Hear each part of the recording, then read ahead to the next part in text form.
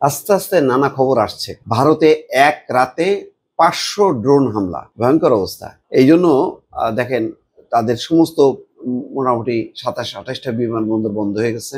দিল্লিটা অতিরিক্ত নিরাপত্তা, আইপিএল বন্ধ, এবং গতকালকে রাতে মিনিমাম 5টা রাজ্যে প্রায় 30-35টা জেলায় কাট আউট, অর্থাৎ একদম বিদ্যুৎবিহীন করা হয়েছে। যদিও পাকিস্তান বলেনি যে তারা আনুষ্ঠানিকভাবে যে তারা হামলা করছে, তারা বলছে যে আমরা যখন হামলা করব বিশ্বকে জানায় আমরা হামলা। কিন্তু ভারত বলছে যে গত রাতে 500টি ড্রোন হামলা চালিয়েছে পাকিস্তান, এবং বলছে যে বৃষ্টির মতন ড্রোন হামলা চালিয়েছে পাকিস্তান, একটার পর একটা, মানে বিপর্যস্ত অবস্থা। প্রতিরক্ষা বিশ্লেষকরা মনে করছেন এই ড্রোনগুলোর মাধ্যমে পাকিস্তান গোয়েন্দা তথ্য সংগ্রহের চেষ্টা করেছিল। দেখেন কিন্তু কাশ্মীরের যেই মুখ্যমন্ত্রী আব্দুল্লাহ, তিনি বলছেন যে জম্মু কাশ্মীরে ব্যাপক ক্ষয়ক্ষতি হয়েছে, প্রচুর মানুষ মারা গেছে, হাসপাতালে তিনি তাদেরকে দেখতেও গেছে, কিন্তু ভারত এটা আবার স্বীকার করছে না।